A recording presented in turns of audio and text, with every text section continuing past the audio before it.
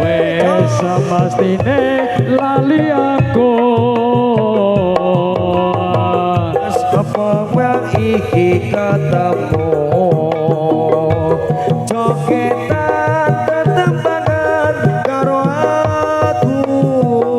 yo sawer sing asik kangenmu bali eling nalika iku sapi rasane waktu biyen ucul dhewe engkanggo terus iling kancane jaman semono yen dolan rame-rame kuyo berukun seneng atine emas belang ati kali-kali sandulit kanggo tombo kangen iki rasa sakimpi turung kuto tangi rasa kangen wis beso mari emas opo wis lali sliramu sawer semono yen dolan karo aku pancen wis suwe ora tau ketemu wis mestine lali aku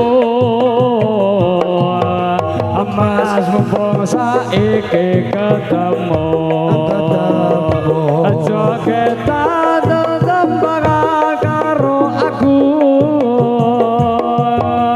dadi yo tomo kangenku kangenmu bali eling lalang aku sepi rasane waktu biyen ucul dhewe angkanggo terus iling kancane jaman semono yen dolan rame-rame aku yo berukun seneng atine emas kembang les sliramu desa mana yen dolan karo aku pancen wis suwe ra tau ketemu wis mestine lali aku emas mumpung saiki ketemu jogetan tembangan karo aku dadi yo tombo kangenku kangenmu bali eling karo aku yo sepi rasane waktu biyen ucul dhewe angkanggo terus iling kancane yo bakal sawer jaman semono yen dolan rame-rame kuyo berukun seneng atine mas orang ati ali-ali sadulet kanggo tomo kangen iki prasa satembe durung butuh tangi rasa kangen wis bisa mari sapi rasane waktu biyen ucul dhewe nganggo terus iling kancane jaman semono yen dolan rame-rame aku yo berukun seneng atine mas ayo banget sliramu adek semono yen dolan karo aku pancen wis suwe ora tau ketemu wis sak mestine lali aku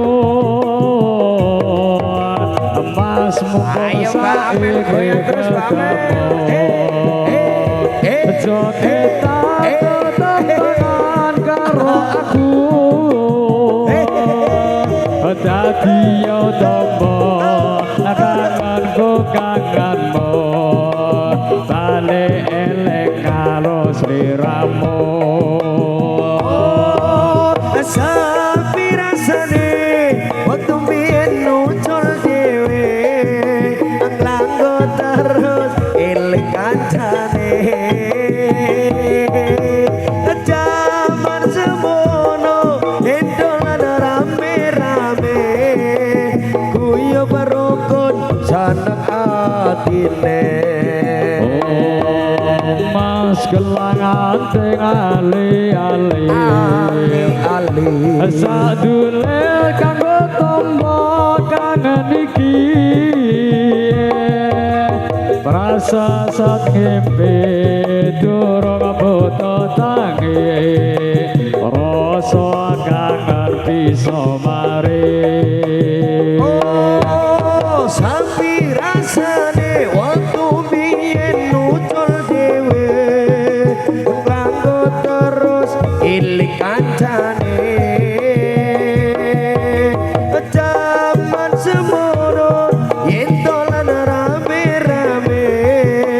guyu berukun seneng atine Mas atik ali-ali sadulit kanggo tombo kangen iki rasa satimpi turung uto tangi paling-aling liga iki